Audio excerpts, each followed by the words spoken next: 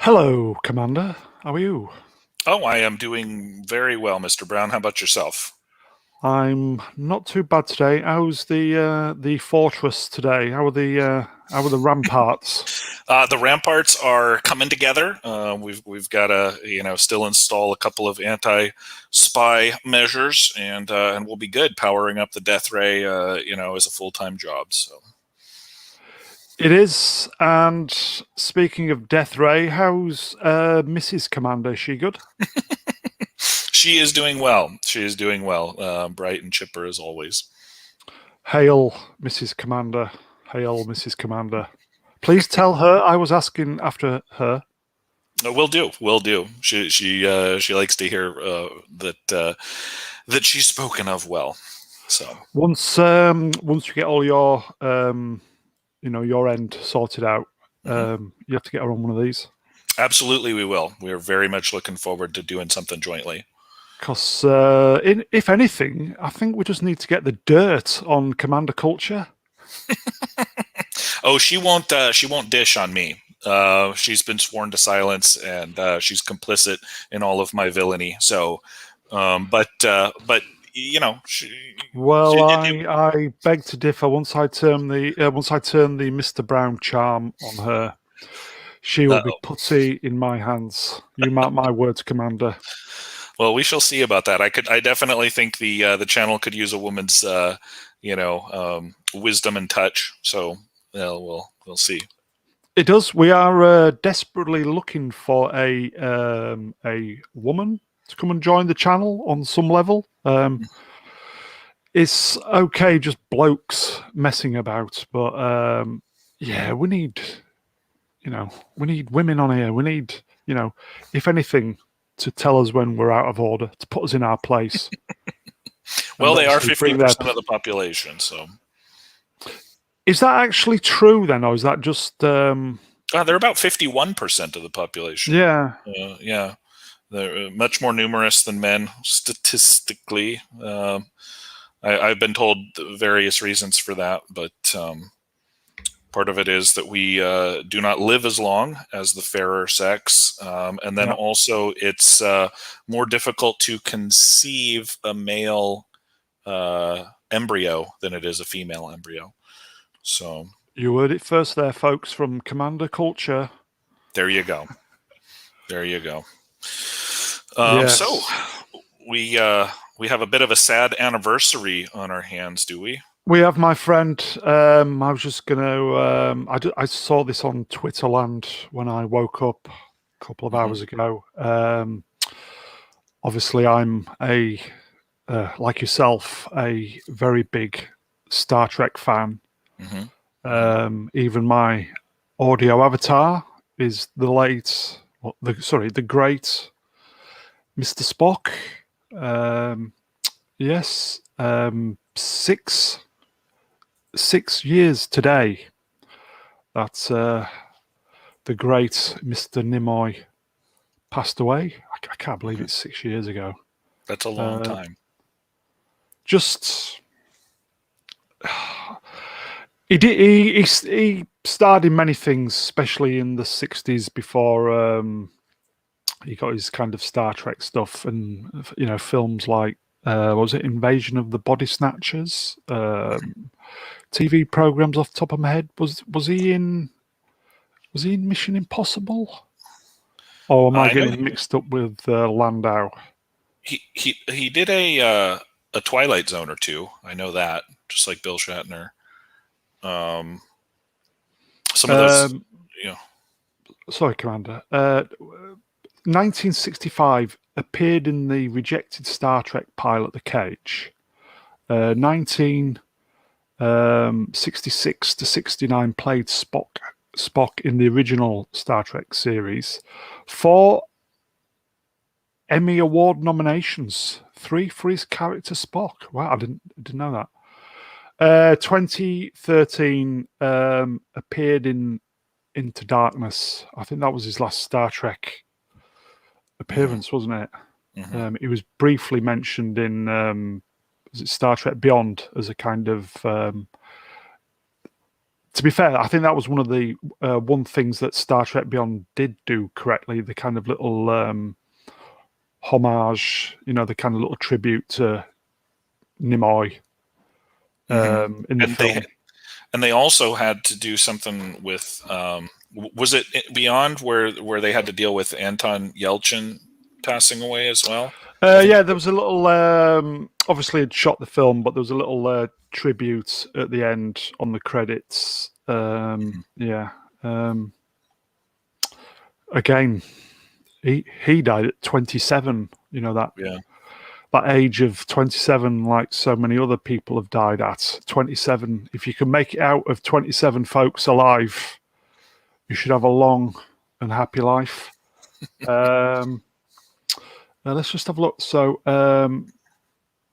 1966 cast as Spock, which turns Nimoy into a star. Yes, 1969. Yeah, I thought he had Mission Impossible. Mission Impossible. Yeah.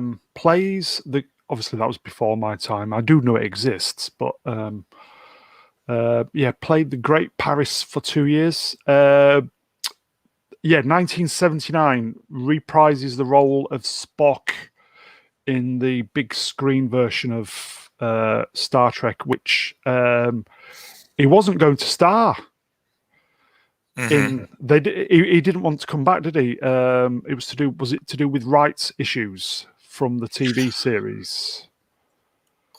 Yes, I think money basically.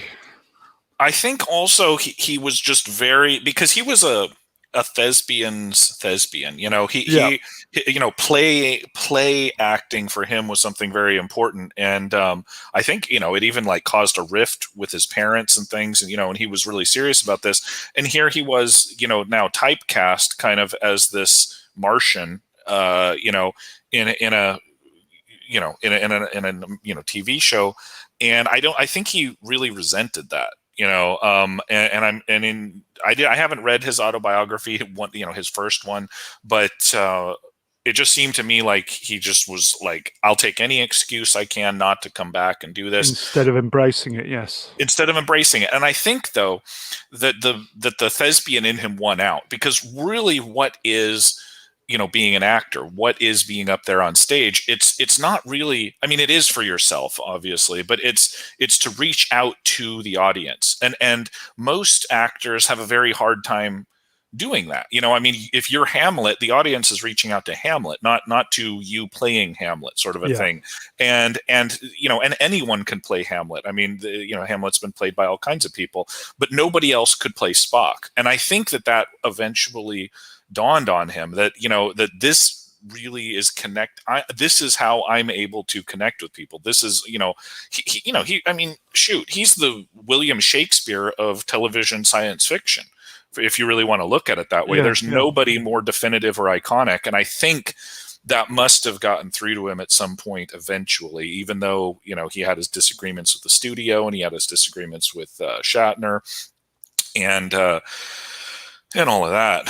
And I'm glad he did. I'm glad he finally came around, to it, because it meant a lot to all of us. I was reminded, I was talking with the missus, since we're speaking here of Spock, my very first toy, it was a plush doll with a little plastic head of Spock.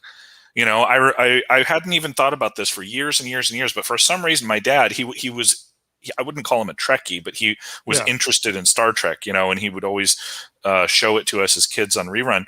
And so I got this somehow, and I carried it around everywhere, and I remembered all the details and stuff. And it was like, who is this guy? I didn't even know. I'm a 2-year-old, but then I see on TV this character that is able to, control his emotions, that's able to use his intellect, in a positive and calming way. Right. And I was a very rambunctious sort of a kid, rambunctious with quotation marks around it. I was a pain in the ass to anyone you'd ask.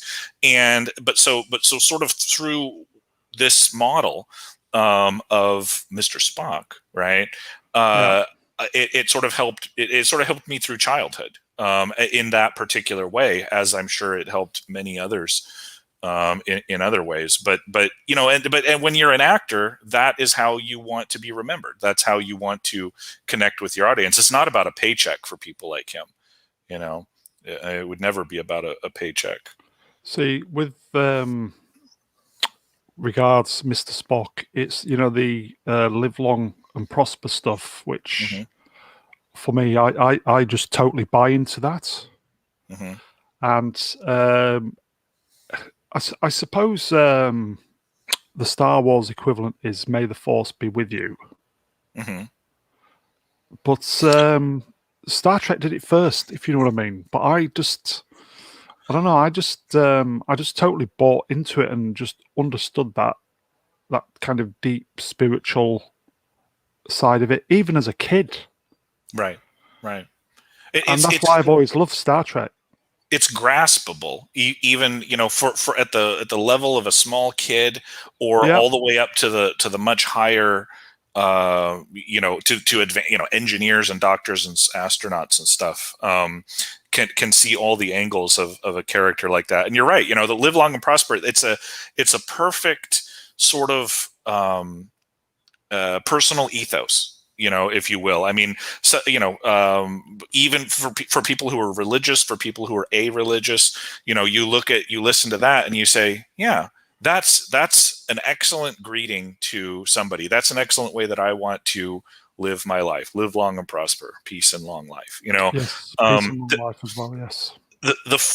May the force be with you is it's kind of nebulous, because it's fictional, right? There is no such thing as the Force, despite what Yoda says in the swamp about it being around you in the rock and the tree.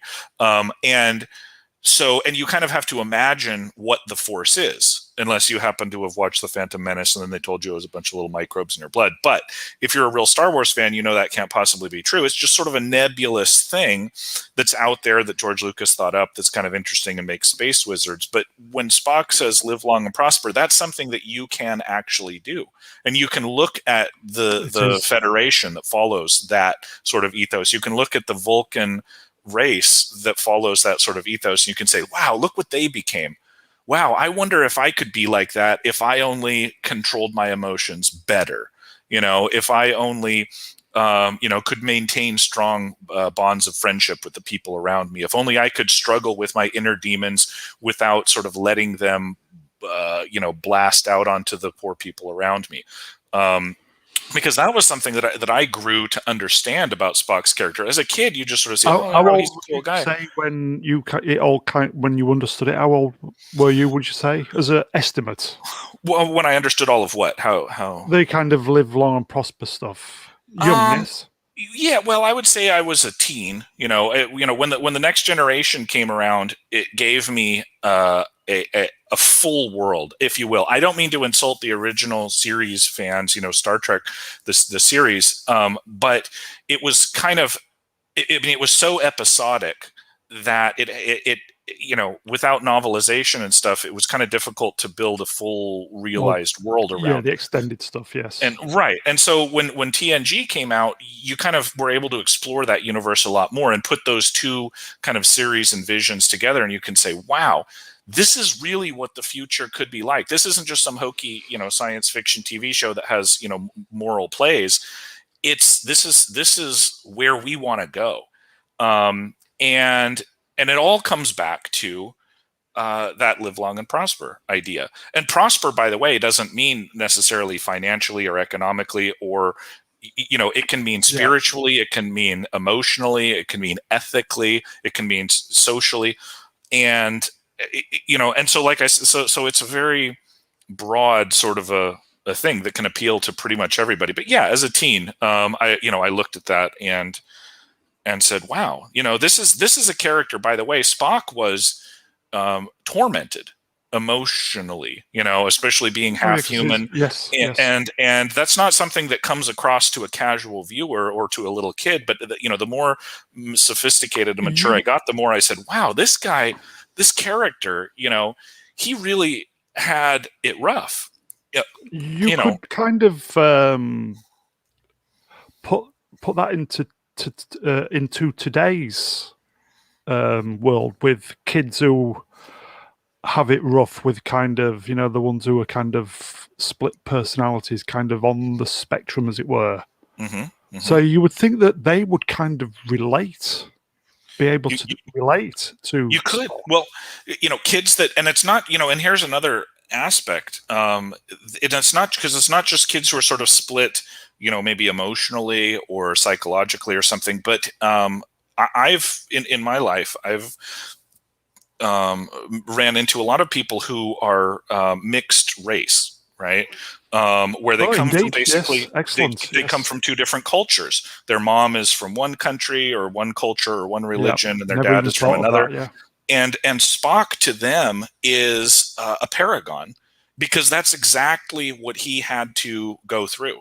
yeah, And with these kids, they never, maybe they never know how one of their other family members really views them, or maybe they're viewed negatively by one half of their family or something like this. And and certainly just the struggles of who I am, of identity.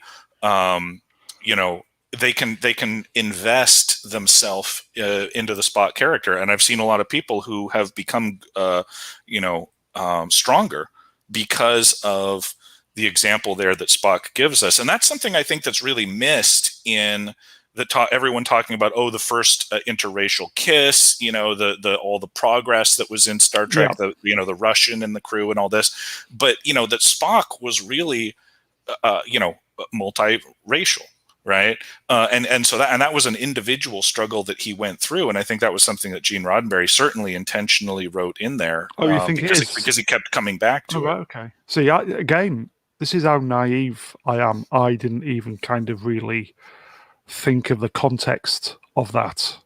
hmm hmm So yeah, it just shows how naive I am. But yeah, yeah, you've just taken that up to the next kind of level of thinking, and yeah, Well, as much as I dislike the J.J. Abrams vision of Star Trek in its full expression, I did think that the first movie that they made was intriguing, I guess, if I can use a Spockism, yeah, I'll agree with that. and lift my eyebrow. And one of the things that I thought was interesting was where Spock was being told as a kid. They said something like, you'll always be a child of two worlds, Spock. Yeah, The decision that you have to make is, what path are you going to choose? And isn't really that the quest that is put before all of us?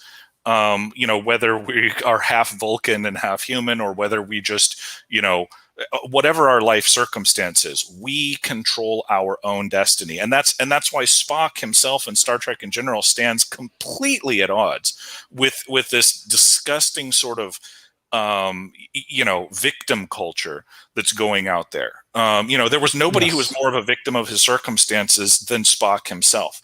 And what we know of Spock, everything up to 2009, Star Trek, is that he is somebody who overcame all of those difficulties and those yeah. impossibilities through the inner strength of his character, not his inner strength of his muscles, even though he was stronger than a human, not his mental discipline, not his intelligence or anything, because as we learn, all of that is kind of a compensation for being less than Vulcan. He was less intelligent, less controlled, less strong, less powerful than a Vulcan, Because of his human side, yes. because of his human side. But he couldn't reject that, and every time that he tried to, he realized, he was smart enough to realize that he lost a part of himself. And so we understand, going back again, I think we mentioned last time in Star Trek 5, where Kirk says, conflict, pain is what I need, I that need pain, my pain. Yeah, and Spock realized that as well, but he with still his human allowed side. Right. Where his dad rejected, oh, he's so human, sort of a thing. But all of us have that sort of struggle, where we are faced with that choice, whether it's every day or whether we look back on the span of our lifetime and says, we have the choice. What path are we going to choose?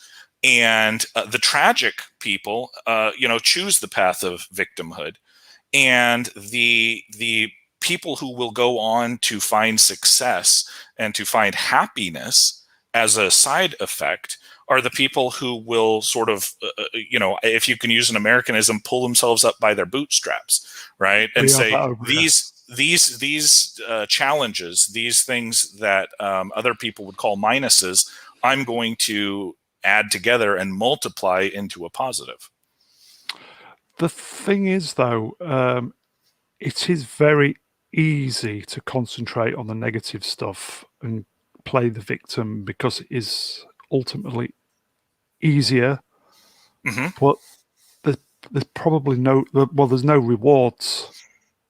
Whereas not playing the victim and trying to be strong is, ultimately it's tough.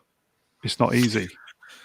When you play the victim, you're part of a herd, and the herd of victims protects itself. When you stand out from the herd, when you deal with your own problems internally, you are susceptible. You are vulnerable, and people don't like that vulnerability. I think people are, many people, a lot of people, humans are a social animal, and to either, to not be with everyone else, that's a dangerous place to be. And so most people, if they see the herd saying, I'm a victim of X or I'm a victim of Y, they rush to join the army of the aggrieved, which is rather kind than of deal what's with going their on own today, problems. isn't it? It's exactly what's going on today. Yeah. There you go, folks. You heard it first. Yeah. Oh, well, and that's all the more insidious about the erosion and destruction of the Spock character in the new, quote, new fake Star Trek that CBS has going. I was about to suggest, Star Trek Prodigy, the new cartoon aimed at kids. Have you seen the pictures of it? Is that wait, that's not the Rick and Morty looking one. No, this is a new one, Star Trek Prodigy. It's aimed solely at kids, and it looks like Guardians of the Galaxy. Okay, no, I'm not. With a character which is ripped off from the Orville. The kind of green, gloopy, snotty character Yafford. Right. So they're basically just doing what they just do anyway, just plagiarizing every other franchise going. If it's not a tardigrade, it's a green snot. Yeah. So Kurtzman put a quote out which Robert Meyer Burnett just did his fucking nut. And going back to what we've just said about the kind of live long and prosper, peace and long life stuff, which we kind of understood when we were kids or young adults. Kurtzman said, I'm doing this Star Trek basically because Star Trek was all about grown adults and not about children with aspirations. And I am aiming this Star Trek at children because the previous Star Treks have never been aimed at children because they wouldn't understand it. It's like, what the fuck are you talking about? That's what Kurtzman said? Yeah.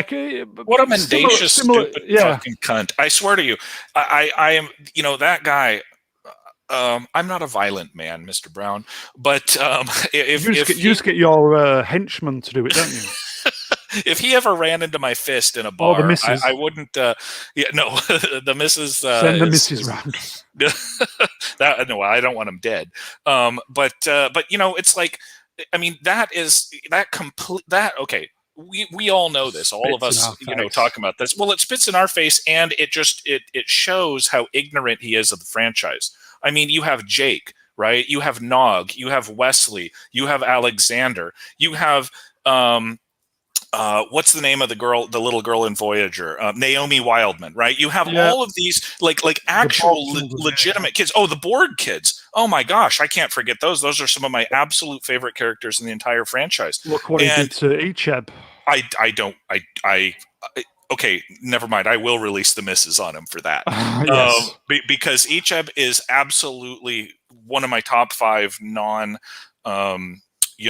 recurring what's the word? Ensemble characters, absolutely without a doubt. And so not only does the expanded series deal specifically with children, and even the original series, but they have kids in it. And kids can understand Indeed. that. Like I said, I, as a 2-year-old, right, I'm sitting there watching. My dad literally, and I've told this story before, but my dad sat with me and my brother on a couch watching our TV, explaining how to be a grown man by looking at Captain Kirk's examples. How did he interact with the people above him? How did he interact with the people below him? How did he interact with people who were hostile towards him, right? How did he engage in a new situation that no one had ever engaged in before? And my dad walked me through the points. I was raised to be a man by William Shatner's portrayal of Captain Kirk. And that's to say that you could get nothing as a kid out of Star Trek is it's so ridiculous that it's farcical. It's a farce. It's a lie, is what it is. An outright lie. But it makes me think now that whatever their intentions are, they're malign, right? Well, they're going to poison kids' minds instead of grow them. Because Gene Roddenberry didn't set out to say, well, I'm going to create something for kids. He said, I'm going to create something for everybody, and he did, and here we are. When I was a kid, watching Star Trek on the BBC, it was Captain Kirk. Amazing. Mm-hmm. What a role model. Yeah. Yeah. Just a leader of men. And just I wanted to be like Captain Kirk. I've always said that I've been born 400 years too soon, but such a, as I said, as a 7-year-old watching Star Trek, I think I probably kind of understood most of it and got it. And what Kurtzman says about Star Trek for younger, what a plank. He's just as I said on a previous stream, the reason why Star Trek 209 has a modicum of Star Trek-ness about it is because of Robert, is it Orci, one of the writers who wrote it. He's a Trek person. That would explain it then. That's the only reason why 2009 Star Trek has got some really... It has got some nice touches in it. I think Zachary Quinto as Spock, fantastic. I think he and Chris Pine both grasped fundamental aspects of their characters. Even Carl Urban as well, standout.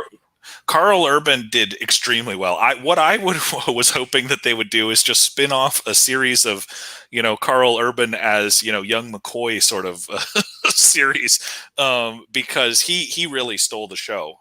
Zoe Saldana didn't do that well. The guy who played Sulu didn't do that well, I don't think. But it was a respectable attempt, but I tell you, as far as like the canon of the movie goes, it's to me it's off. In the same way that 7-week-old milk is. I mean, Vulcan is not destroyed. There is Romulus a is little bit not. too much coincidence and a little bit of silly storytelling, but yeah, not as bad as the other one. Was it Into Darkness? Into Darkness, which was a shame because I really liked I liked some of the casting in the movie. And of course the special effects were absolutely to die for. But it just, I mean, you can't do anything when you have a goofball like Abrams and Kurtzman and these other people at the helm. Yeah, I think with 2009 version, as I said, because of Robert Orci, they probably, it was a little bit too kind of JJ in places, but it could have been a lot worse. But some people just kind of slate it by saying it's just a stupid story with was it Eric Banner, Nero coming back and taking revenge instead of going back to Romulus and telling them about it in future so they could prepare and do something about it. So it was a bit kind of... Well, yeah, the plot was completely contrived and nonsensical, which is why I say, I mean, I haven't even, I think somebody at Critical Drinker, somebody's broken it down, really well, but the plot doesn't make any sense. Especially when you stand back from, when you're sitting in the seat eating the popcorn, you're kind of like, oh, wow, but then, you start to scratch your head. And for me, I mean, it's like, oh, Vulcan's in danger. Wow, that's really bad. And then, oh, Vulcan's just been vaporized. I'm like, okay, suspension of disbelief, such as it was, has just sort of gone out the window. And now I'm just sort of critiquing this thing. But I would just say that was kind of jumping ahead of ourselves. That was towards the end of Leonard Nimoy's Spock career. But to be fair, it was nice to see the old boy back in action again in the two, and I quite like the end, where he speaks to Zachary Quinto and says about I would normally say live long and prosper, but it would be self-serving in this case. All I will say is good luck, right? Which I thought was nice, right? And it was very Spock, because Spock wouldn't, if Spock is going to talk to himself, he's not going to say live long and prosper. He's like, okay, well, I've already lived long and prospered. So why, I've got to tell this guy something else, and, and so again, because they were wanting to go with the Spock being more human type thing in the 2009 reboot than Spock sort of hoving towards his Vulcan side, he gives him the good luck thing instead of some Vulcan proverb that might have been more realistic. But it's sort of that as a, that tells the audience, okay, this is the direction that the new Spock is going to go. You've got two Spocks. You've got Ultra Vulcan Spock, and now you've got younger human type, Spock. Dumbed down for the newer audiences Spock. Well, if we only knew how dumbed down he was going to get, in some of these Discovery episodes, he's going to tap dance and turbo lifts. Again, I think that's a totally different animal. As I said, the only reason why they kind of got away with the JJ stuff on certain levels was because of the writing of Robert Orci, who was a true Star Trek fan, and Kurtzman effectively got, I think they got rid of him. I'm sure that he was going to write and direct the effectively the Star Trek Beyond film. I think he was going to write and direct that one, but for some reason they let him go. Beyond or Into Darkness? The second. Beyond. The third. So that was the third one. That's the one what Simon Pegg wrote. Yeah. Bear with me. Somebody cutting the grass outside. Uh-oh. Well, it's a nice day. I know. I'm going to ride my bicycle in a bit. Yeah, so they got rid of Robert Orci for that. Maybe it was too Star Trek. I would have liked to have been Star Trek. To be fair, Beyond, while Critical Drinker said there was lots of plot holes, personally, it was as Star Trek as we could get. It's probably the closest we've had to Star Trek for a while. But yeah. I don't know. We may have to agree to disagree on that. It could have been worse, Commander. Well, I don't. Yeah, I agree. I totally agree with you. Between the Beastie Boys and between the motorcycles and between the Federation guy all of a sudden becoming evil and ignore that bit. That's the whole bit.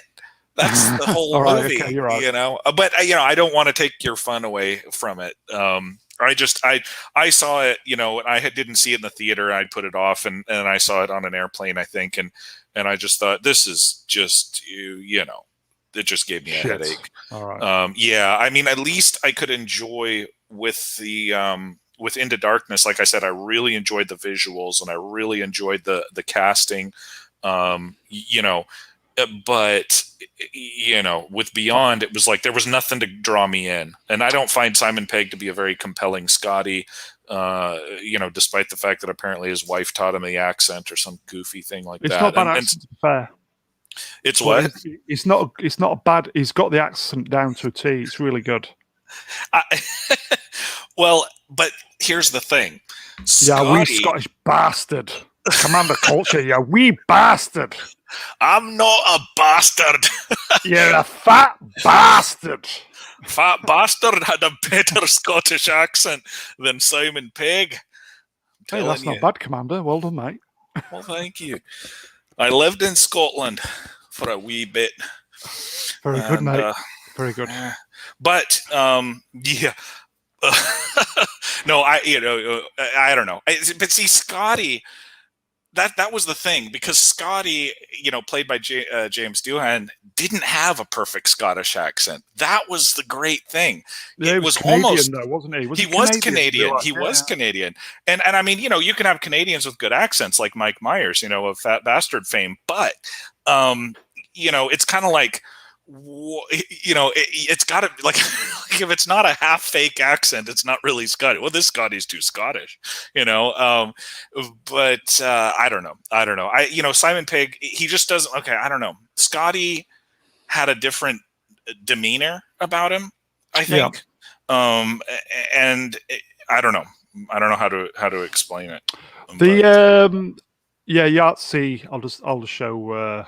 Just as you were saying that, our friend Yahtzee was just confirming exactly what you said. Mike Myers was on. We'll get back to Leonard Nimoy in a minute. Mike Myers used to do kids' TV over in Blighty many years ago. Did he? Hence why he's very good at English accents and Scottish accents, because he lived over here. Because he used to be on kids' TV. Mm-hmm. His parents are Scottish also. Yeah. They're Scottish immigrants. Yeah. They came over after the war to the land of maple syrup. There you go. I think Yahtzee says Fast Asleep Club. Well, there you go. That I did not know that he had done that. But that would sort of also explain why he was like his stock character, you know, the one that made him famous was Wayne in Wayne's World, where, you know, they're kind of doing a public access type of show. Yeah. Yes, Timmy Mallett's Wide Awake Club. Yeah, God Almighty, that's going back. That's late 80s. I remember coming back from a rave, all nighter, an all night dance rave, and watching repeats of Wide Awake Club on TV Sunday morning, handing out. I think the repeats were from about 3-4 years previously. Yeah, watching repeats of TV, kids' TV, while, put it this way, on a higher level was quite amusing, but I digress.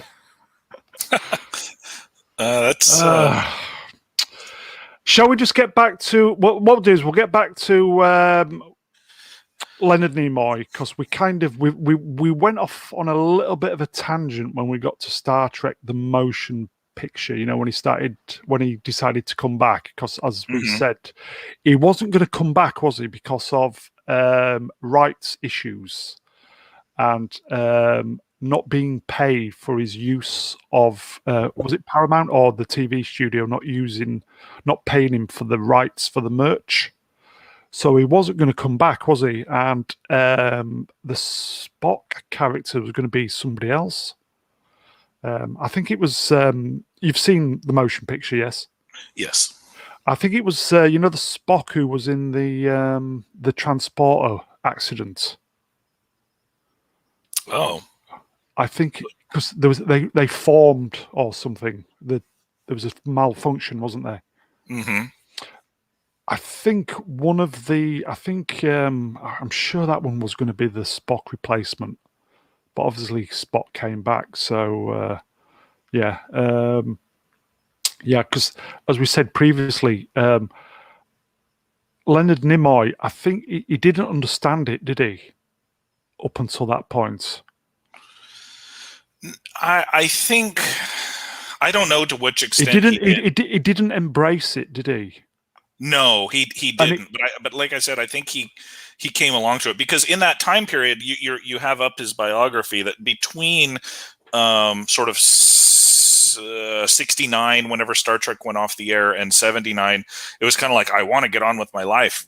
Damn it, Jim. I want to. He just wanted to put it behind him. Yeah. Right, and do other things, and and he did, and he felt like Spock was a one note sort of a thing, but he found the rest of the score, right, and because I think that in the world of acting, sure, would Leonard Nimoy have had more to give the world of acting had he not been cast as Spock? Yes.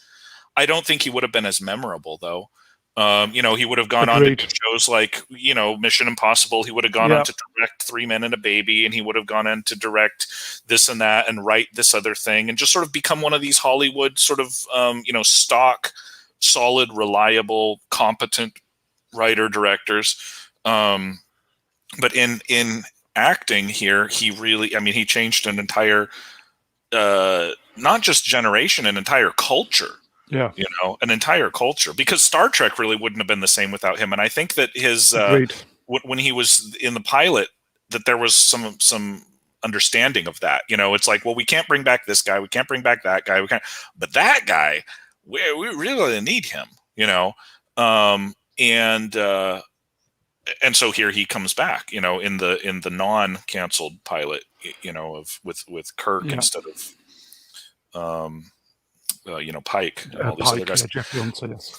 I'm reading here. Sorry to get distracted again, but about the Timmy Mallets thing. Like I was thinking back. I'm like, this sounds really familiar, and so I was just doing some clicking here, and I'm like, probably was in Blighty, yeah. Is this the guy who had the little cockatiel named Magic? And he was always hitting somebody with a thing, and I'm like, oh my god, that was the funniest show. I used to get up early, in the morning and watch this, and I was disappointed if I couldn't see it. So I finally put a name to it. I'm like, I thought I was going crazy. Like I'd asked my grandma, I'm like, remember that show I watched with the cockatiel and the guy with the hammer? And she's like, I don't know what you're talking about.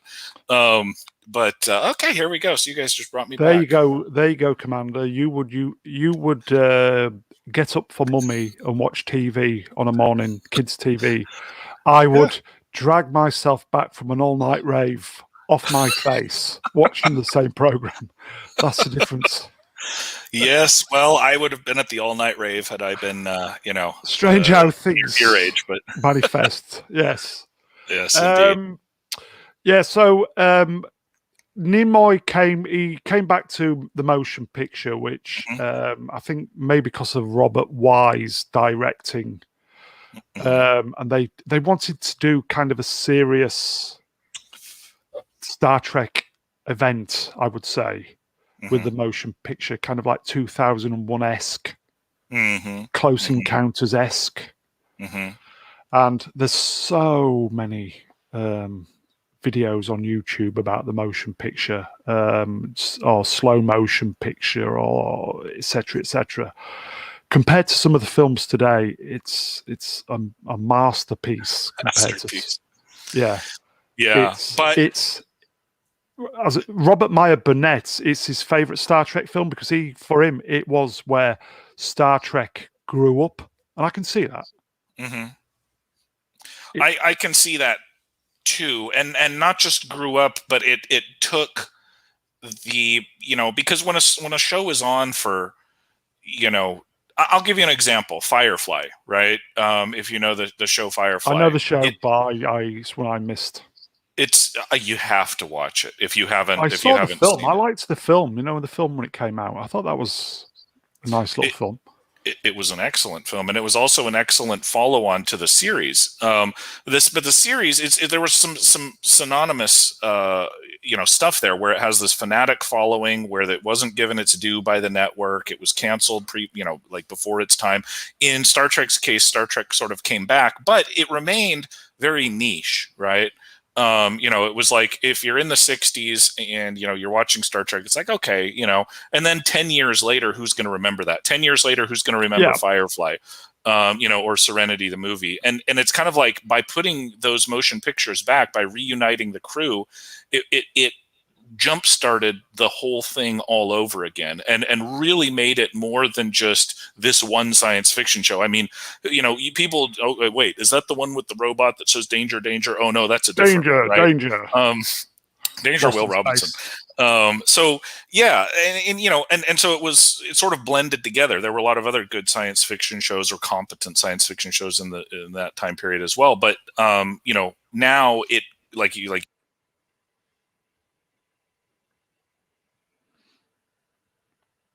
Oh, has he gone? Commander, are you there? Commander, Did you lose me? I think you dropped off there. Oh, am I back? You are indeed. Okay, you just missed 10 seconds of a rambling Was it? monologue. Was it? Oh, it wasn't the best comment you've ever made, and we'll never know. Well, successively, every comment I make is the best It one. is. It is. Yes, I totally understand that, sir. I get that. That's why I just keep talking. So because. Oh yes.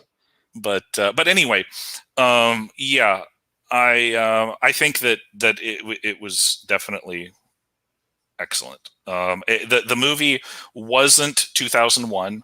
It wasn't Close Encounters, even though it might have aspired It was to be. just I wouldn't say it pacing. wasn't I as think it was good, just but pacing, wasn't it? That spoilt it. Pacing. Well, the thing is, going. I will say, like with Blade Runner 2049, people have said we didn't need it, didn't get it, too long-winded, blah blah blah. It's kind of an event. Just sit back and just indulge yourself in the moment. And I think maybe compared to some of the stuff we get now, where it's just like lots of flashing lights, something happening every 5 seconds, because obviously that's what everybody's like now. It's just like do, do, do, do, do. Right. It's just, you can just sit back, watch it, and just go with it. And I think time has been very, very kind to the motion picture. Admittedly, yeah, the pacing, it's like a loose, it's like the wrapping on a bag of fish and chips, a little bit loose in places, but still yeah, but a lot of movies at that time were. I mean, it's a flawed masterpiece. I'm thinking like 2001 Space Odyssey, right? I mean, for a long time I'd heard of it. I didn't watch it until in the last 10 years or so. Well, no, even after that, and I said, oh, it's this iconic movie, but I don't know, I can't really grasp it, blah, blah, blah. Then I sat down and said, I'm going to watch it. And I found it to be interesting. I found it to be thought-provoking, and I found it to be thoroughly boring. And I'll say the same thing about Close Encounters of a Third Kind. I think that in that time period, right, the late 70s, there was like a fork in the road. with science fiction. It's like, do we want to go sort of the thoughtful kind of golden age of science fiction, or do we want to go like the action-based, trippy kind of new wave science fiction? And Star Trek fits into sort of that slower paced, that slower paced zone. It's still, like you said, it's aged very well. And unlike, I mean, you mentioned Blade Runner 49 and oh yeah. It wasn't, I don't think it was ever a movie where people said, or not for very long anywhere, where they said, we don't need this movie.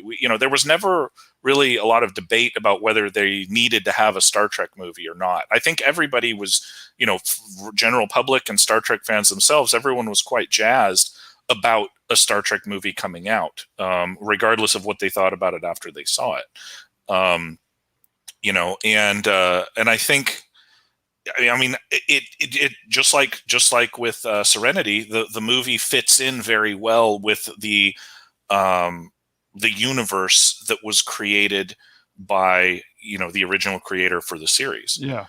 And that's really all that you can ask of a movie. What you don't want it to look like is something that's completely unrecognizable, like one of the Next Generation movies. Where you're looking at it going, what is this garbage? And then praying that the next time it comes around, they won't screw it up as bad or something. Yeah. So motion picture was the point where the 60s Star Trek finally grew up and had some budget behind it, and it looked amazing.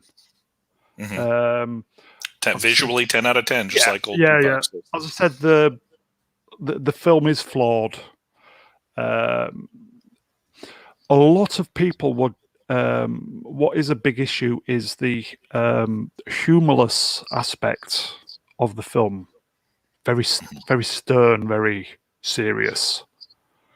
Which was a departure from the show. Yeah, I think that was just basically down to the director. If I've, as I said, so many documentaries on YouTube about it, that they wanted to play it serious, as in 2001, kind of serious sci-fi, grown-up sci-fi. Because obviously the little 5-year-olds and 6-year-olds had grown up to be young adults by 1979, and I can say I sure didn't get much out of it as a kid.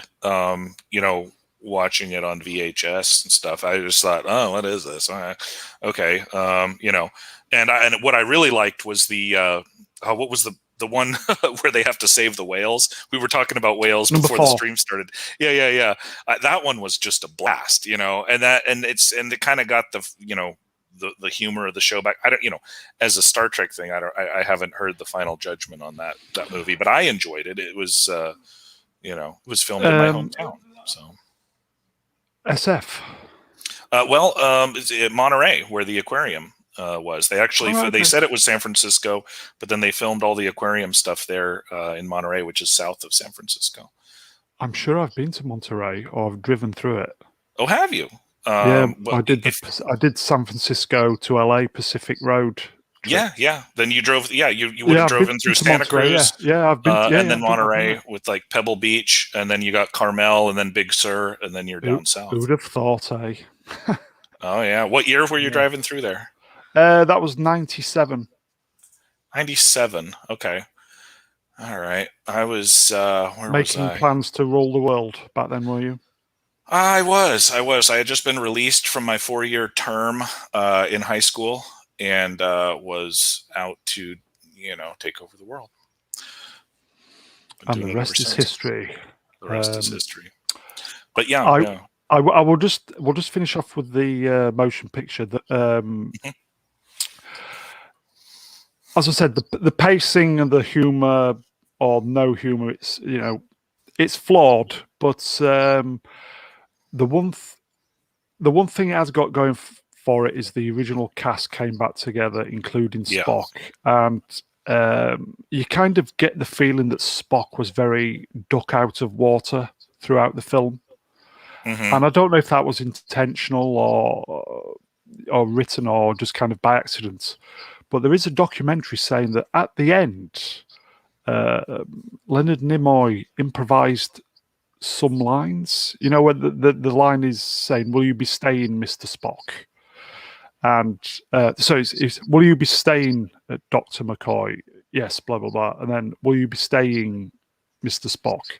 And he improvised a line along the lines of, "Oh, if Dr. McCoy is here, you will need me to keep him in tow," kind of. And apparently, the crew, cast and crew, laughed, Mm-hmm. totally laughed. And, Leonard Nimoy totally improvised it. Did not And know. it was left out of the film because Robert Wise, the director, didn't get it and just thought it would lessen the tone of the movie. Oh.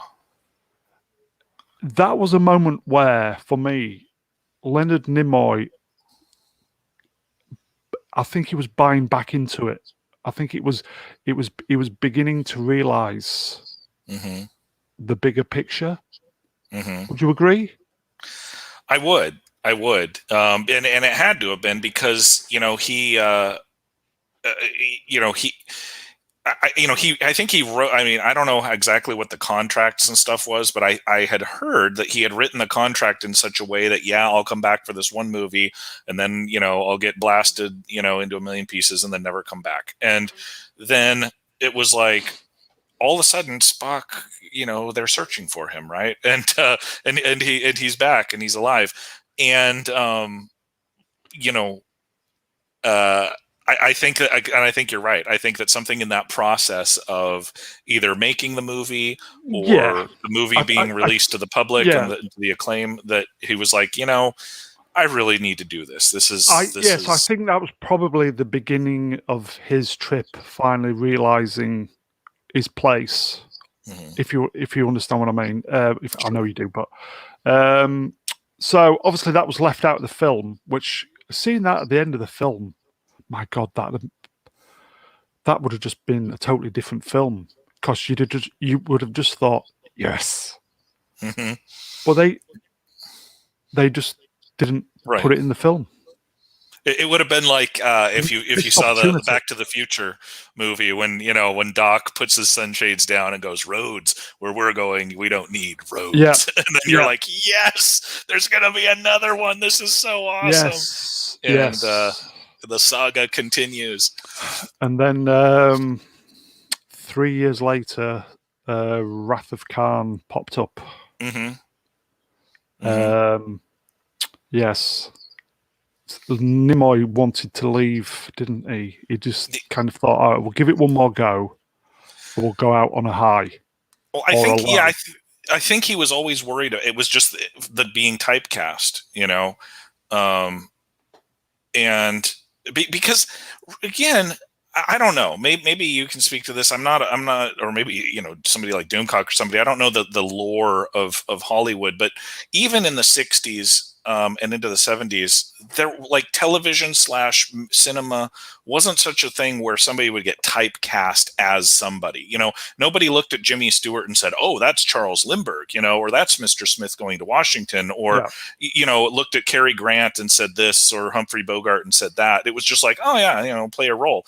But when they looked at Leonard Nimoy, it was like Spock, Spock, so Spockity Spock, Spock, and it yeah, just got to him because he's like, how do I break out of this? No one had really had that level of fame and that level of typecasting. I mean, maybe like Shirley Temple or somebody, but like of an yeah, adult male actor, it just was unprecedented. And so he's trying to like, I got to break out of this. I mean, even though whatever's going on. And so it sort of came in waves. It came in fits and starts and back and forth. But I'm glad for him, rest his soul, that he seems to have come to a to a happy medium. I see right there the 2 volumes of the autobiography. I am not yes, Spock, and yes, then I am Spock, and yeah. I think it I think seemed that to epitomize says it his all, swing. doesn't it? Yeah, It does. It encapsulates everything, and he chose. I mean, the publisher chose the names, but he sat there and he said, "This is, I've got to." again, just like his Spock character, sort of help people work through their life issues and their problems and their struggles. He himself is airing his own struggles, Yeah, with his identity as an with his actor, as yes, as a person, and one of the things that I remember watching a documentary with him for English class in junior high school, something, and he was saying, that what he always wanted to do was to talk about the plight of like the Jewish people and their struggles in history and this and that, and that was one of the things he wanted to do as an actor, and he was never ever able to really do that as Spock, and so I think that was part of the inner struggle with him. The live long and prosper salute is Mm-hmm. a Jewish salute. Is it? That's what he brought into. It's Jewish. Well, there you go. There you go. But it sort of transcends religion. Like we said at the beginning of the stream. Oh yeah. So if you're religious, if you're a-religious, and yeah. Shall we? I know we've reached an hour, but I think we could do this. I think we can do this for 1:30. Don't you? Well, it's all up to the weather there. If the bike riding weather thinks it'll hold. It's Leonard Nimoy, It is, because we've got up to Star Trek 2 effectively, and I think I would say he was probably just going to give it one more go. Would you say with Star Trek 2? Yeah. I think that he was really wanting to call it a draw. Yeah, call it a draw on Star Trek 2. But we won't kind of talk about the production of the film, but we'll just again, so many YouTube documentaries. He wanted to go out on a high or a low, depending on which way you look at it. And the story is he was watching basically there was a lot of everybody kind of knew at the time that Spock was going to die because it leaked out. Yeah, several years, or like way before the film release. Yeah, everybody knew that it was going, and I think it was a combination of they were watching the test screenings of him dying.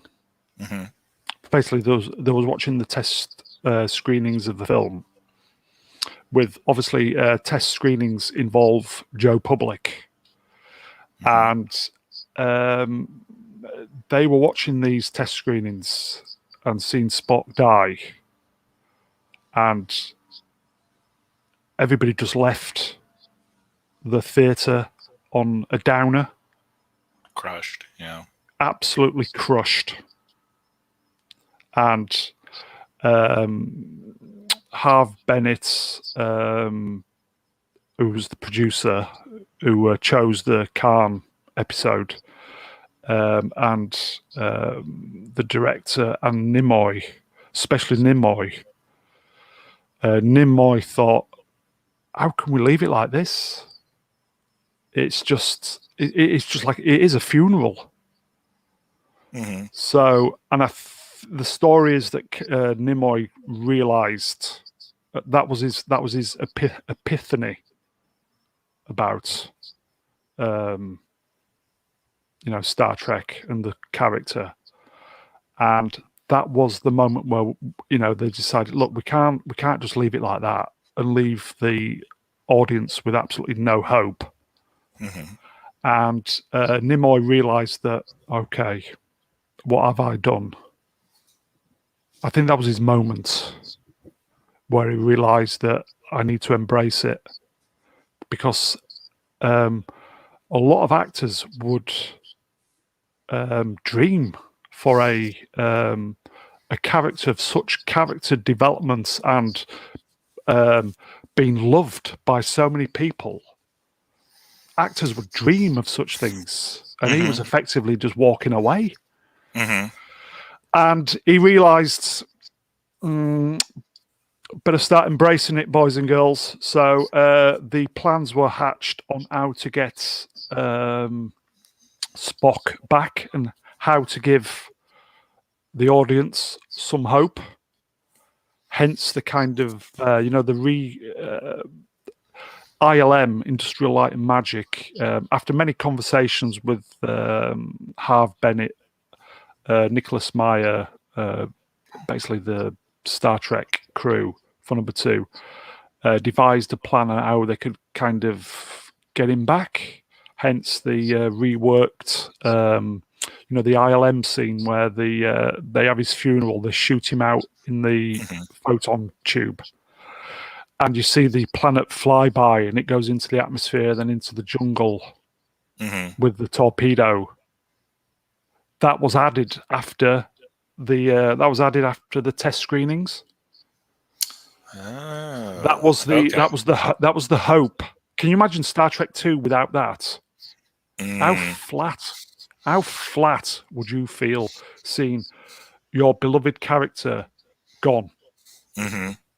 Seeing your character die on screen. So to get him back, I think that's where he kind of got the. He says, "All right." They offered him obviously Star Trek 3 to direct. So technically, even if he didn't come back, he was there in spirit. Right. Yeah? Right. So yes, they decided that the story was written that the planet would regenerate him. Basically, it is a Genesis planet after all. It is. As I've said on some previous streams, by organic means, Star Trek 2, 3, and 4 developed into a trilogy. Just by kind of organic means, it just kind of 3 was a direct reaction on how to bring Spock back. If they wasn't going to bring him back, then it would have been totally different. So yeah. Well, I think when what do you remember the years that each of those came out? 2, 3, and 4. 82 for Wrath of Khan. I think it was 84 for number 3 and 86 for number 4. So, okay, so that was in terms of production, they were pretty much all back to back, technically. Right. I remember them kind of coming out. I mean, as a kid, it just seemed like there was always a Star Trek movie out, which wasn't a bad thing.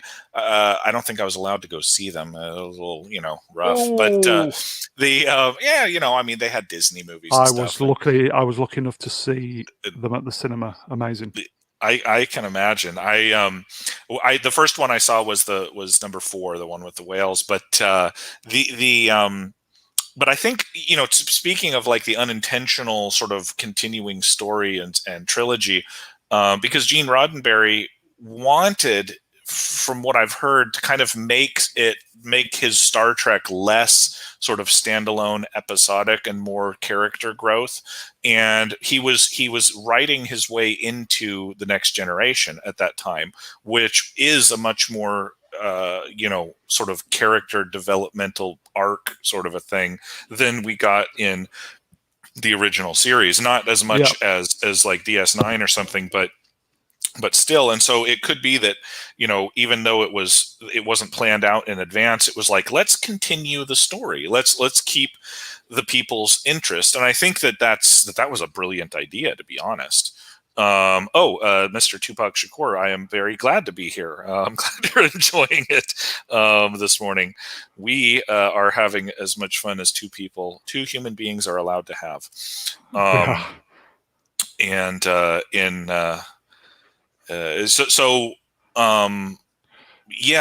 think he thrown you.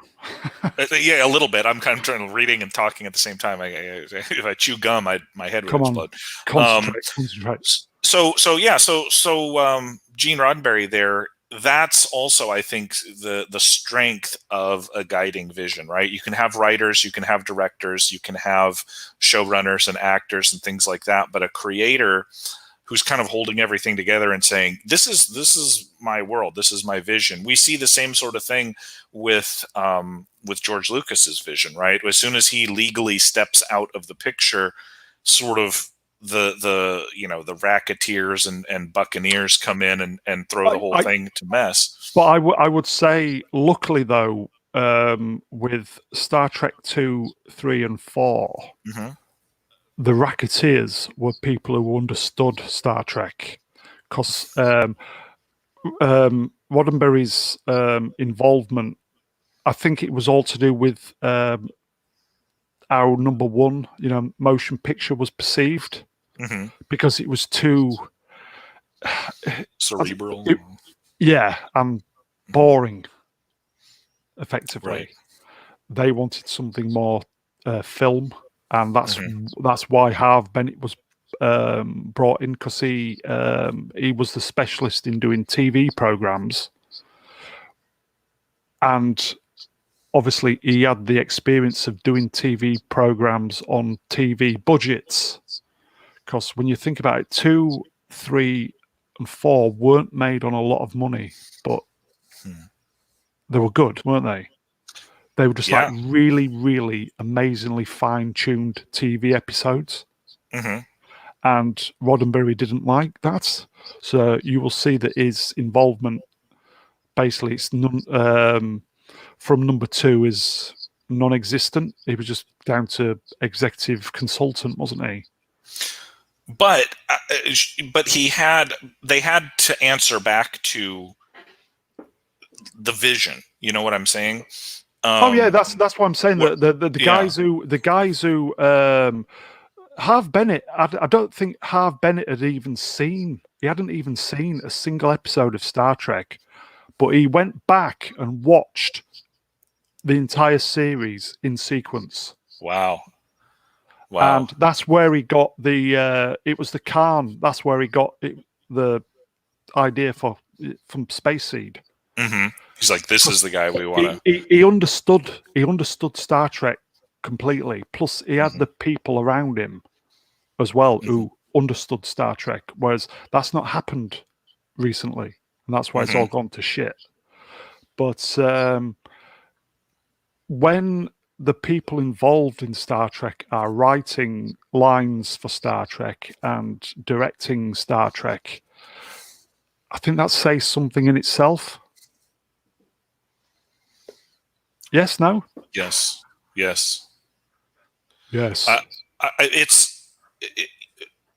It's kind of like, you mean like when Nimoy is directing and Shatner and stuff like that, right? Like, because to me, there's a love of sorry, Commander, sorry, there's a love of the product they're involved with, because they pretty much, I think Nimoy from Star Trek 2, when he died on film, I think that was his moment where he totally got it. Do you agree? Yeah, I would. Up until then, he was fighting against it, or he was conflicted. And I was gonna say it seems almost like, maybe not in the most exact direct definition, but it's like they became a family through this whole process, right? Yes. Where you as like professionally a family, like you're an actor, you can direct your brother. You can write lines for your sister. These people, and this project becomes sort of a family project beyond just mere work, beyond even just mere friendship. And to me, I keep getting slightly off topic, but to me, is one of the biggest strengths of all of Star Trek. And sometimes you don't get along with your family, with Takei and Shatner and their little spat and this like that, but they still are part of that whole family. And so to me, when Jonathan Frakes and Marina Sirtis and Will Wheaton and some of these guys now in the current day, I say in quotation marks, go off and stab their fans in the back. I'll throw Patrick Stewart in there and stab the franchise vision in the back and disparage, the great work that was done before and the visions that came before. It's no, they wouldn't. They wouldn't. And I feel a betrayal, The because as a respect for fan, the fans, as yeah. a Star Trek fan, you felt brought into that family too. When Dr. McCoy cracks a smile, Yeah. over something he says to Kirk or to Spock, you get that smile inside too, and you say, "Oh, that's we're all buddies." When the three of them are sitting around the campfire in Yosemite in 5, you're there. You're the fourth member of that campfire. Agreed. You're singing "Row, row, row your boat" right along with everybody, Yeah. and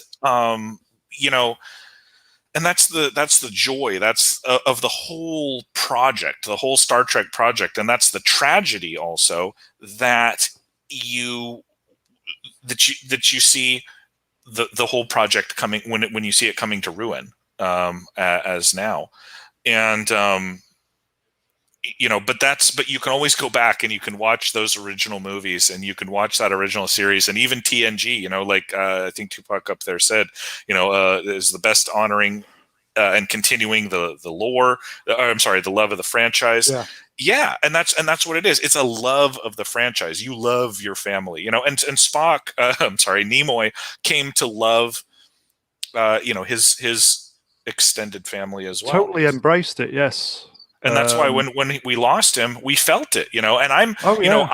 I'm preparing myself for poor old Shatner to shuffle off the mortal coil, because especially as time has gone on, I've realized, even as a kid, I was kind of like, I don't know, as a teenager, I'm like, Captain Kirk's kind of, but despite all my dad's efforts. But like now, I mean, I really see the depth of the character and the strength of Indeed. the man that plays that character. And when he goes, we'll be losing a treasure. We'll be losing a father figure, and it's going to be sad. And we did with Leonard Nimoy as well. It's a hero for a generation. He was. And Star Trek 3, The Search for Spock, that was his first directed film, and for me, very underrated.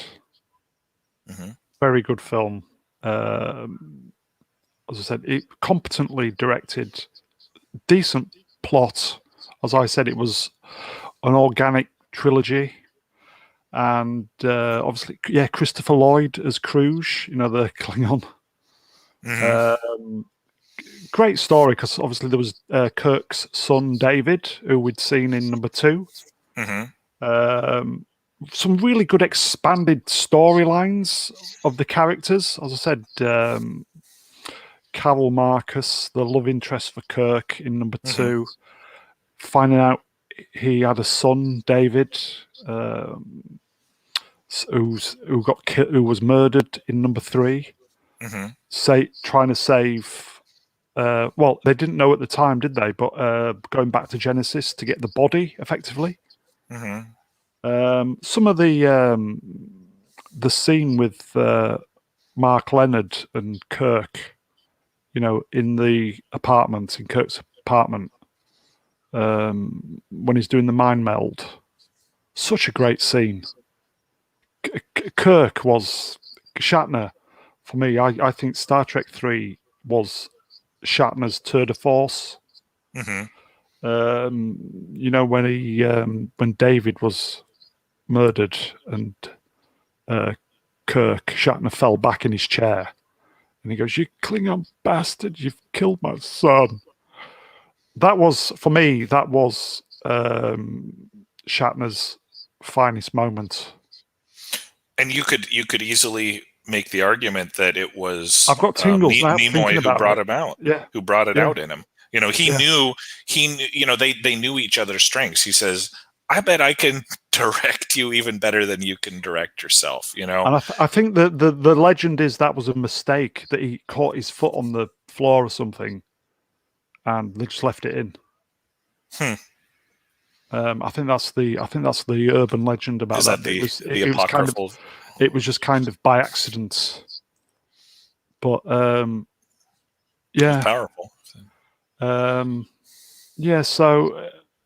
Such an underrated movie, such a great film.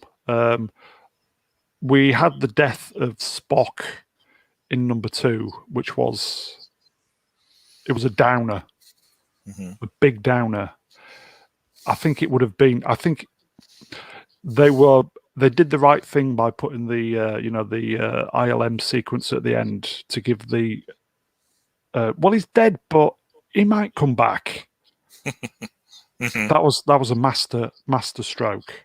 I don't think the viewing audience would have recovered knowing that Spock wasn't, or no hope that he was coming back. That I think that would have been a franchise killer, personally. Well, the even word would have gotten around. People would have said, "Oh, don't go to that." Spock dies. I'll tell you. I'll give you an analogy because I'm the TNG guy in the room. When in I want to say it was Nemesis, the last one where Data dies. Quote, Data dies. I can't even watch the movie. And it was pretty good up to the first half or something. And I was just like, just devastated when I'm just like, I can't believe I'm actually seeing this, that my own eyes are taking this in, and I walked out of the theater feeling ill. Maybe like that test screening audience, right? Yeah. And even though I can still watch parts of the movie, I can never watch to the end, because I just can't. They gave you the little bit of hope because of B4. B4, yes, right. But then they never did anything with it, and you knew it was kind of coming to an end. And it's like, I don't want B4. Only in the comics they did. I want Data. Right? Yeah, the comics. Yeah, I didn't. I got into the novels a lot more, but that's a whole other discussion, is how the movies went wrong with TNG. But I think that I'm glad that they put that in with Spock, because, like you said, it would have been a franchise killer. Because look, that was the last. That was the last Star Trek Next Generation. And you can say, well, the actors were played out, the story was played out or something, but not necessarily. I mean, if there's a story to tell, the actors will come back to do it, and Nimoy himself is proof of that. But people didn't want to come back and see a data-less, Star Trek. Star Trek 2 made a lot of money, considering the budget for motion picture was skyward, whereas that's part of the reason why Bennett was brought in to keep the budget down, and Star Trek 2 was made on not a lot of money, but made a massive return. So they were coming back. Well, imagine that. Pleasing the fans is a ticket to financial success. Who would have thought? And again, Star Trek 3 wasn't made on a lot of budget. Again, a success. Not quite as much as Star Trek. In fact, I think it may have made a little bit more than Star Trek 2 at the box office, but I think it was counteracted by the budget. But for me, Star Trek 3 is a great film. And then, it was like, in a way, we were getting, Spock was there directing. But as a fan, we kind of knew that, it's going to be all right. And he came back at the end, didn't he? And it was like, it was just from the lows of Star Trek 2 to the highs at the end of Star Trek 3, where it says, and the human adventure is only just beginning. It was like, yes. And two great films. You, as a fan, you went on a ride, and I just remember we watched they had a special at the cinema where they had the motion picture number 2, and then they were going to premiere number 3. So it was like an all-dayer, and I was I think I'd be about 14 or 15. I think I'd be 15. Fucking hell, that was a great day. The cinema was packed, and everybody was up for it. And leaving the cinema after Star Trek 3, fucking hell, we were high. Yeah, it was amazing. It was amazing. Yeah, it's thank God Nimoy realized what was going down. Yeah. Mm-hmm. Mm-hmm. Well, Yeah, that's what so makes him a great man. Not just a it great is. actor, and it's but he's one of those people who did more for other people than he did for himself. Yes, the film was Star Trek 3. It was such an underrated Star Trek film, in my opinion. Competently directed by Nimoy, and then they brought him back for number 4, didn't they? Mm-hmm. The Save the Whales. What was So what was the subtitle of that one? the Voyage Home, because Voyage Home. it Okay. was effectively the tail end of where number 3, where it says the human adventure is only just beginning, because they were on Vulcan, weren't they? Mm-hmm. And Star Trek 2 was very much about Kirk. Star Trek 3 was, do you know what I'm going to say here? It was about Spock. If I think Star Trek 3 was finishing off the kind of Kirk story from number 2, Mm-hmm. with the loss of his son. Mm-hmm. The the USS Enterprise, where it died. I remember watching, in the cinema, watching the USS Enterprise go down. Mm-hmm. I was shocked. It was like a family member had gone down, and that was just a spaceship. Mm-hmm. That was done so well, where he goes, "My God, Bones, what have I done?" So Star Trek 3 was kind of in order: Kirk, Enterprise, Spock. So it was like Act 1 was Kirk, Act 2 was the Enterprise, Act 3 Spock. Again, I've never even thought of that until now.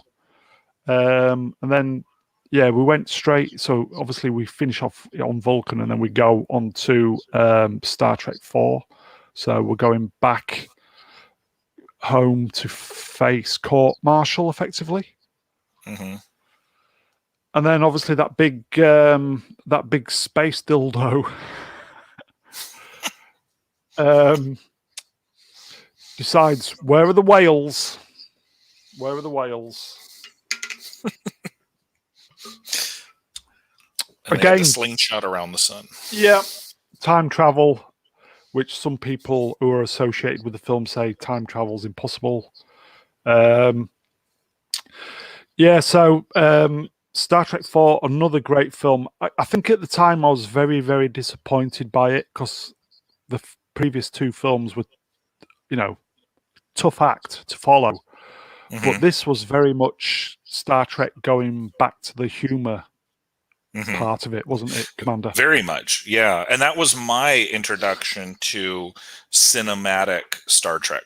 That was the first one I was allowed to go see, and I just enjoyed the absolute heck out of it as a kid, and I didn't have sort of the whole lore of the original series, because I just watched the episodes in bits and pieces as we caught them on network TV, and then the first 3 movies I hadn't seen, and so here it is. It's this great show that everyone talks about, and whoa, they're going to San Francisco and Monterey Bay Aquarium, and they're gonna save whales. That was my favorite thing. That was the coolest thing I'd ever heard of. I loved whales, and and so it was very much like directed towards me. I felt like as a little solipsistic kid, it's like, this is made for me, and I just enjoyed the absolute heck out of it, and it really primed me for Star Trek, to become a Trekkie.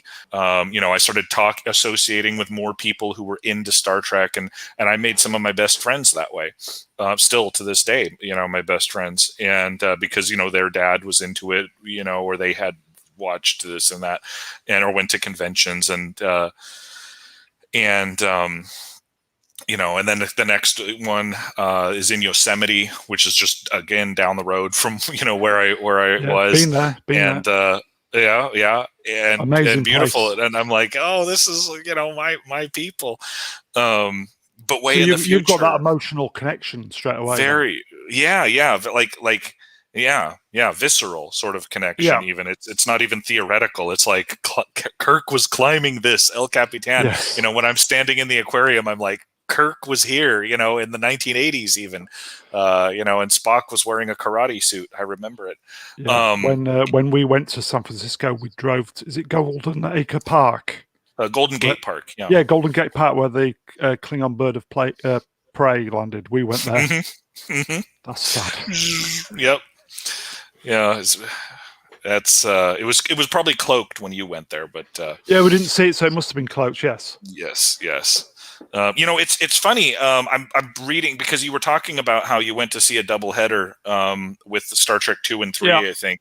And Mr. Tupac up there in the chat, I didn't even see that before, but he was talking about Jurassic Park and Lost World, and it's really interesting because Jurassic Park is one of my favorite movies of all time. It's my favorite novel ever. I think it's one of the great masterpieces of the 20th century in so many different ways. But when I went to go see Lost World, I'd read the book, which is fantastic, Michael Crichton again. But I went to see the movie, and they were playing it on a doubleheader. They played Jurassic Park, the movie, first, and then they played, Lost World next. And the contrast could not have been more stark. It highlighted what a terrible turd the movie Lost World was. Compared to Jurassic Park, the movie, compared to Lost World, the book, anything. And so it's kind of, I guess it's dangerous for a theater to set something like that up. In the case of Star Trek 2 and 3, it shows how complementary they were and what great films they both were in their own right and as a duo. Well, and 3 even starts at the end of 2, effectively. More or less, right? Yeah. Uh-huh. And Jurassic Park and Lost World come out of 2 completely different worlds, a lost world, so to speak. And that was even Spielberg, I think, that did Lost World as well. And so it just goes to show you don't need $1 million budget. Both of the Star Trek movies were done more or less shoestring, as you said. And both Jurassic Park and The Lost World were, multi-$100 million movies. I think where 2, 3, and 4 worked so well is because literally they were out every other year. So obviously there have just been, it would have basically been a continual production from the beginning of 2 to the end of 4. Mm-hmm. Which is quite, so they were basically just doing the job there, 24/7, 52, weeks a year for those years. Effectively, it'd be maybe 2 years before, be a year and a half before Wrath of Khan came out. So it'd be like kind of 81 to 86. They were just basically doing full-time Star Trek, and you could tell because it was good. Going back to the double headers, yeah, I saw the effectively a triple header. So it'd been motion picture, Wrath of Khan, and Star Trek 3 together. Wow. Then, got them all. Then when 4 came out, it was same cinema again, the ABC in Leeds, a quadruple header. So we had motion picture, 2, 3, and 4 in one day. Again, that was amazing. 2, 3, and 4 was just like watching a 6-hour film. It was amazing. And then in '89 they did a 5 header. So they did motion picture. This was a long day, by the way. Oh Lord! Motion picture, 2, 3, 4, and 5 in one day. That was a really long day, and everybody disappointed because 5 was a bit poo. 5 would have been strange to see in that context. Yes. Yeah. It would just, yeah. I remember watching it and thinking I had just sort of missed something. Like, oh, this kind of maybe an adult concept that's over my head. But having rewatched it, no, I didn't miss Yeah, anything. It's very bizarre, yeah. and odd. I Shall we just quickly go back to 4? Let's do it. Yeah. Yeah. Speaking of double Um, headers, yeah, we're past your hour and a yeah, half. because shall we see it through to the end? Up to you, my friend. Everybody at home, this was going to be a quick 1 hour. There's never such a thing as a quick 1 hour, is there, Commander? I'm sorry. No, it's fine. No, don't be sorry. It's good. We're talking about something we like. Yes. I just don't want the clouds to, start rolling into Blighty. And No, they've already rolled in, mate, but we'll make do. no. Star Trek 4 was obviously the probe goes back to Earth looking for whales, and they have to do time travel, timey-wimey stuff. Star Trek 4 was obviously that was the main story, with the whales saving, the kind of ecological, making an ecological point about saving the whales, which is what they did in the 80s. They still do it now, I suppose. But so again, that was Star Trek making a serious point, but in the name of entertainment. See, that's how good it was. Right. But I would say the main thing was it was essentially about Spock learning and embracing his human side, because his mother said, "How do you feel?" and he didn't understand, did he? Do you remember, or have you just nodded off? No, I'm trying to think. Because if you remember at the beginning, they were on Vulcan and he was doing the computer test and he's doing all the kind of mathematical stuff and he's just blasting through that because it's just easy to him. And it just comes up, it goes, "How do you feel?" And he didn't know, did he? Right. So his mother, he had a conversation with his mother, and I think it was the growth of Nimoy and him embracing his human side. Because as I said at the end, Sarek, his father, goes, "Have you got a message for your mother?" And he goes, "Tell her I feel fine." So that's the kind of full circle with the human side of the character. And I think that was the moment where probably Spock had accepted and understood the human side. Obviously, he had to die, but he came back. And I think that's the point where, as I said, it was always the conflict, wasn't it, with the human side? I think that was the moment. Star Trek 4. If you watch Star Trek 4 again, you'll perfectly understand what I'm saying. Where it was very much like a reflection of him realizing what was going on with the Spock character and himself in Star Trek 2, and he kind of embraced it. So it's like a mirror for that in a roundabout way. So again, I didn't even think of it like that, and just by being on here today, things just kind of pop in, and you kind of see stuff for different levels.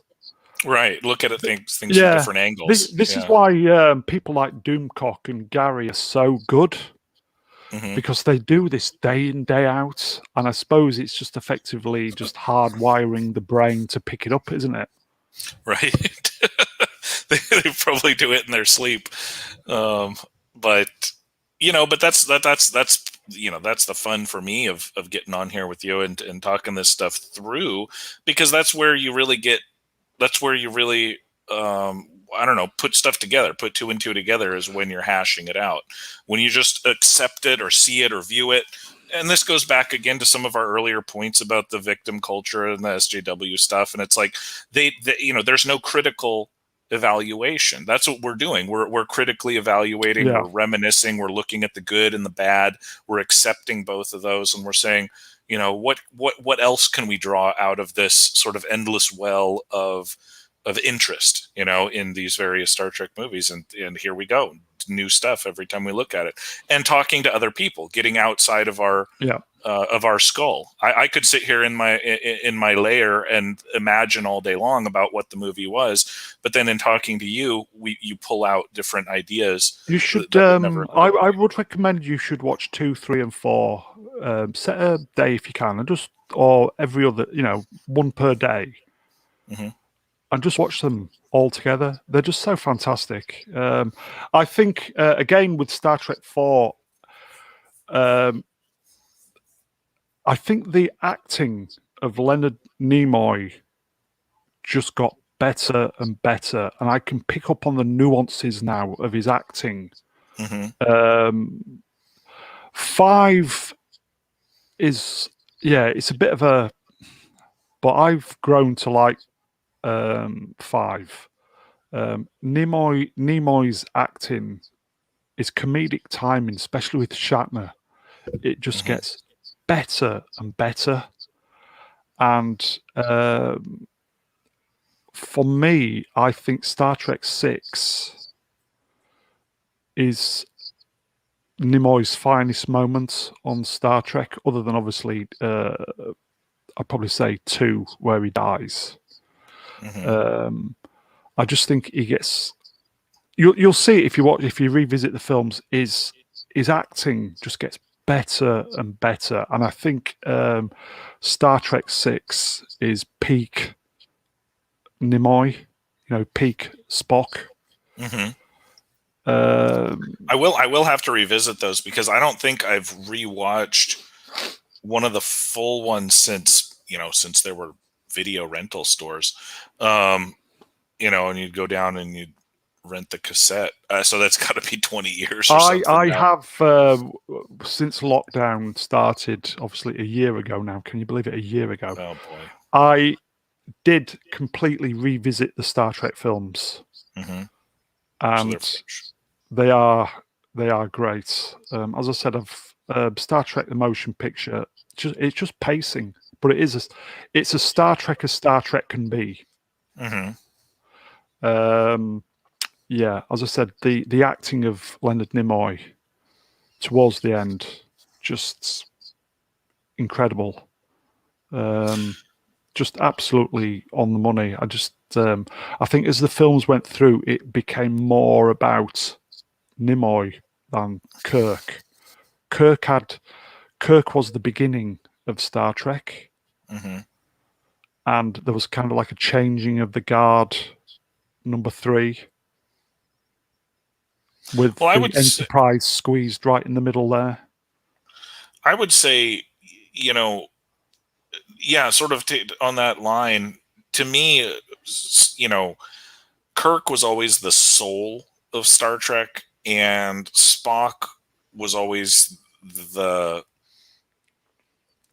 Kirk was sort of the heart of Star Trek, and Spock was always the soul, and because a lot is made of the triumvirate, with McCoy and Spock and Kirk.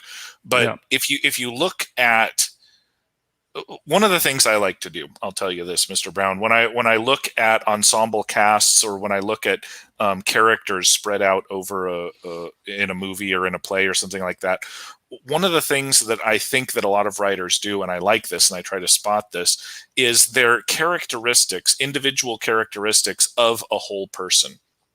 So, Kirk is sort of the brashness, and Spock is sort of the logical, because no human being would be so one-dimensional or two-dimensional, whatever. And so you look at this as a whole body, and then you relate it to yourself. You say, well, how would I react in this situation? Or if I'm feeling brash, how would Spock sort of rein me in? Or if you're feeling overly logical, how would the beating heart of Kirk sort of deal with this?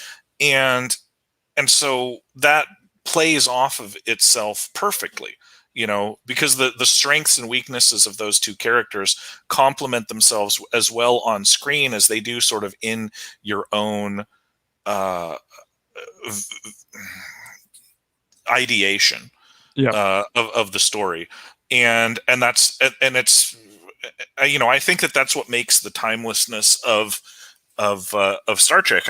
Tupac up here again is very loquacious fellow. He's saying, that the Star Trek is more niche than Star Wars, and that's true. But Star Wars doesn't really have that same sort of thing. Like, so you can't say, well, at this point, I'm Luke Skywalker, and how would Han Solo sort of deal with this? They're more caricatures for the purpose of storytelling than they are manifestations of an individual persona or something. Yeah, I'd agree like with that. Yeah. And so it just makes it enjoyable, because you look at that and you say, how are they going to deal with this? How would I deal with this? That's why I guess they say it's Star Trek is a thinking man's show, because it gets you to ask these questions. It gets you to ask the big questions about the world outside yourself, and it gets you to ask the big questions inside yourself. And as the show ended and as the movies went on, the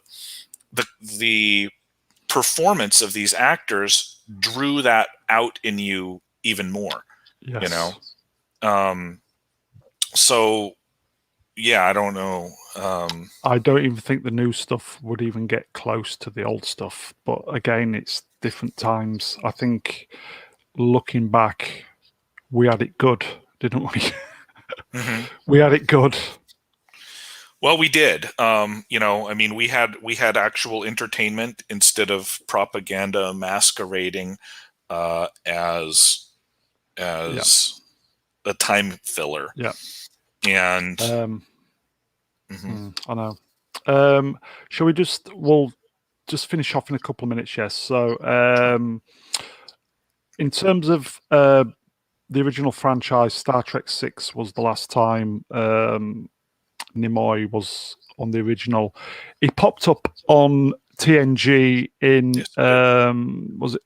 That's one with the Romulans, wasn't it? The what was the name of the episodes? Unity or Unification? Unification. That's where, Ambassador Spock. So he kind of he popped up on the TNG. I think that would have been between 5 and 6, or would it been maybe at the same time? It's probably at the same time, or maybe just a teeny weeny bit after 6.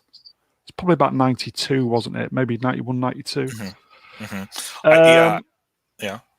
So he obviously, that was pretty much his last role for Star Trek up until he popped up again in 2009. Yes, you're right. Which was, it was nice to see the old boy back in action again. Then he popped up again in Into Darkness as just a very, very. This was the last time we saw him, by the way, as Spock. Very, very brief cameo right at the end where Zachary Quinto was asking about Khan, and Nimoy says, yes, he's the most dangerous person we've ever met. Do you remember that when he was on the view screen? Yeah. That was the last time we saw Leonard Nimoy. And I think they'd got him out of retirement just to do that effectively. So yeah, so he was not well. He was not well at the time. It was the years of smoking in the 60s that had caught up with him. It's the degeneration of the blood vessels and stuff, isn't it? Right. It's basically just arterial failure, basically, because of all the smoking from the 60s. So he pretty much died of that. Did we say 6 years ago? 2015. Yeah. A sad loss. I was genuinely upset when he died. COPD. It says here, it's an umbrella term for several lung diseases, including chronic bronchitis, emphysema, and some forms of bronchio something or other, a big medical word. It's just basically, it says here, sufferers experience increasing breathlessness during the advanced stages. Effectively, your lungs have just been probably so damaged from smoking Right. that they've just shortened the life of them.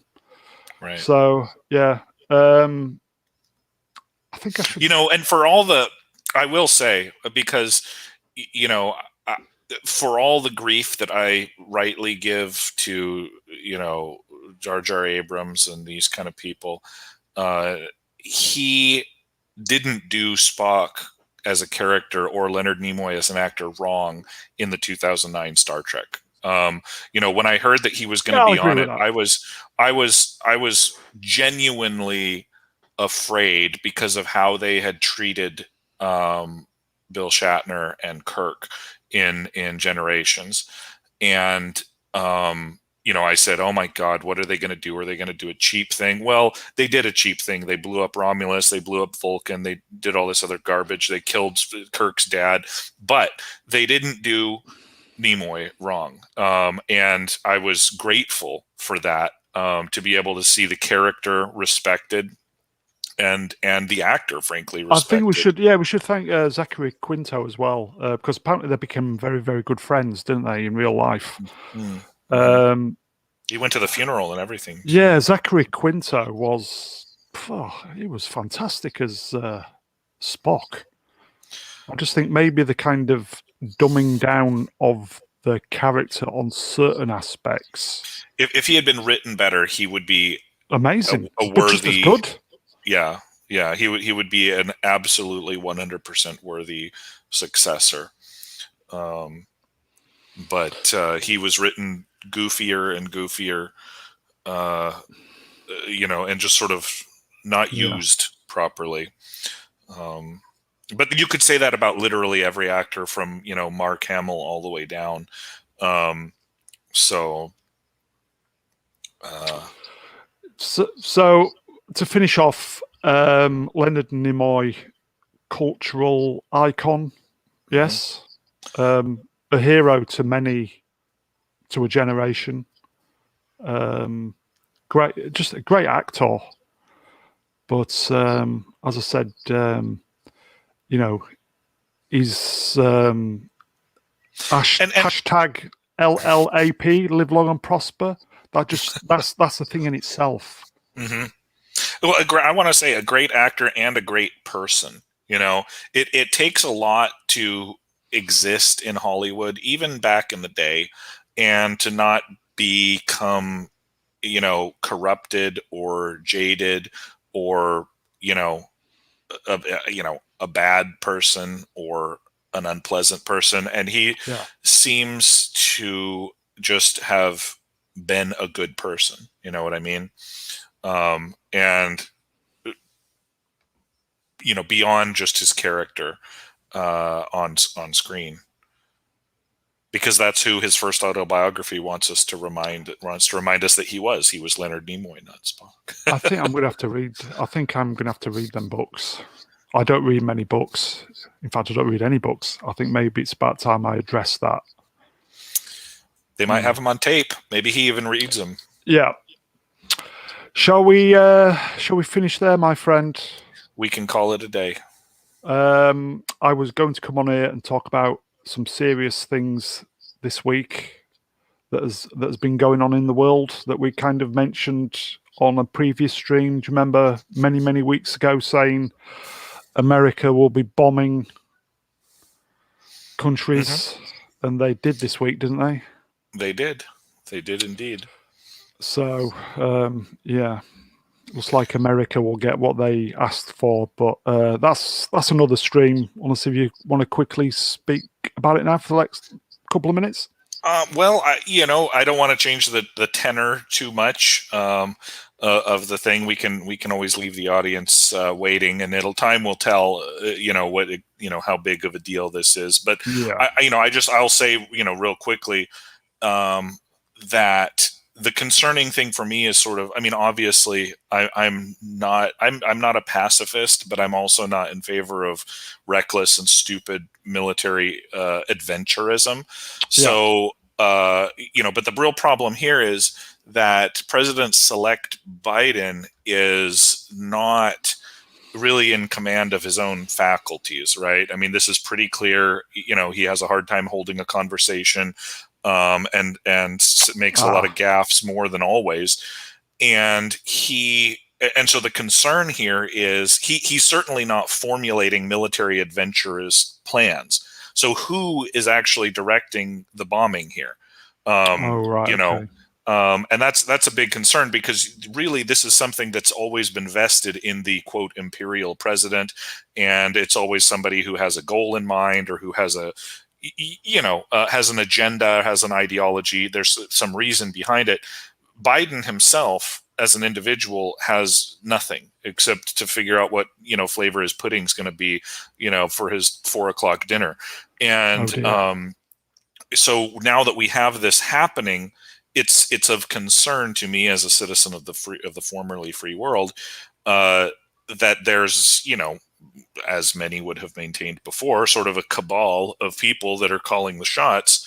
And it took 36 days of no Trump in office to start back on the intervention, invade the world, invite the world kind of baloney. So. Yes, it's one of them, isn't it, Commander? We shall see. Yes, we can save that for another time. There will be probably more to talk about. You need to get your you need to get your stuff up and running, Commander. I every time you tell me, I try to speed up the process, but well, look, be life patient. Gets in the way, my friend. Life gets in the way. Okay, we'll finish there, sir. I'll just thank to everybody in the chat. Thanks for sticking with us this long. We had for a Saturday last minute, the numbers were pretty much okay for the first 90 minutes. So good. We kind of should have probably packed it in an hour, but you know how these things operate. So everybody in the chat, thanks for popping in. As I said, we're nothing without you guys, so we do appreciate Indeed. that. Commander Culture, I hope you enjoyed chewing the fat over the late, great Leonard Nimoy. I did indeed, sir. Thank you for inviting me on today. You are welcome. Oh, you're always welcome on here, my friend. As I said, regards to Mrs. Commander Culture. Everybody at home then. So if you have stuck with this on catch up until the end, please like, share, subscribe. Let's try and get the watch hours up so we can kind of get YouTube and the some revenue to pay for the bits I need to pay for the channel. Wonderful guys, wonderful Commander Culture. We'll see you next time. I think we may be around later today. We're thinking about it. So if you're around this evening, GMT time, we may be around. But, you know, as these things go, it's a bit of a liquid situation.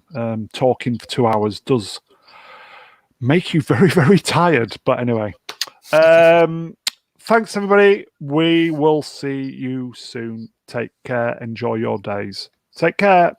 All right. Bye. Ciao.